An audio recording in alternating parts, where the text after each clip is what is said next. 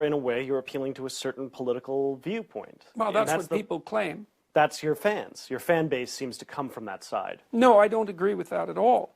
I think that, first of all, you know, whether or not what I have are fans is debatable. Rock stars have fans. I'm not a performance artist. I don't have fans. I have people who are listening carefully to what I'm saying. And it's very complicated what I'm saying. So they're not just fans. Second, there's a very large number of them.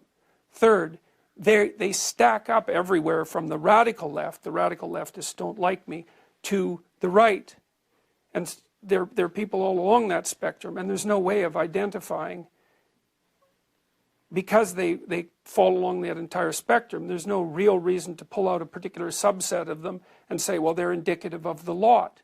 Now, the radical leftists like to do that, and they say, well, you're probably a right-winger, because a radical right-winger, let's say, because radical right-wingers also oppose us. It's like, well, yeah, everyone to the left of everyone to the right of the radical left is not a radical right-winger.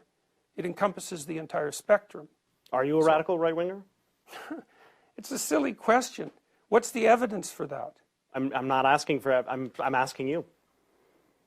It's ridiculous to defend yourself against an accusation that has no grounds. So what is your political perspective? I don't really have a political perspective. I'm not trying to play a political game. And I don't think that the problem that we're having right now is a political problem. I think it's deeper than that, which is what I said right from the beginning, which is why I think that what I'm doing is resonating.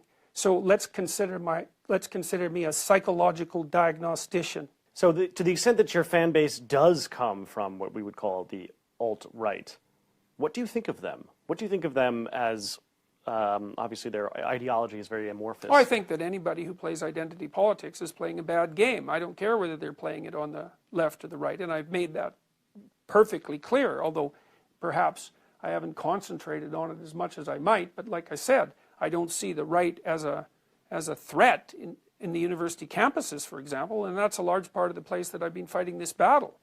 So, but I don't like identity politics. I don't care who's playing it. And so the alt-right tends towards identity politics, and you know, maybe they thought, maybe there was a proportion of them who were hoping I was their boy when I came out against the radical left, because if you come out against the radical left, it's not obvious where you sit on the political spectrum, right? You could sit anywhere on the political spectrum.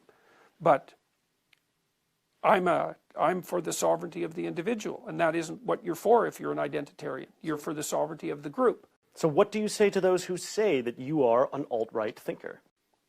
I don't generally say a lot. It's like that's an easy excuse if you happen to be a supporter of the radical left, and that's where most of that's coming from. Well, here's what it is.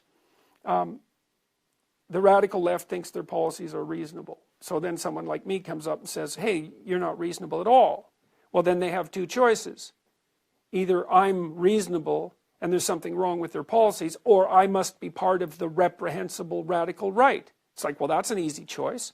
It's like, well, you're a fascist, or you're a Nazi, or you're a transphobe, or you're a bigot, or you're anti-Semitic, or you're an Islamophobe, or, you know, there's a whole panoply of terms that can be used to deny the validity of your opponent's viewpoint. Well, I'm no fan of the radical left, but that doesn't make me a member of the radical right. It's a wishful thinking on the part of the radical left. There's no evidence for it whatsoever.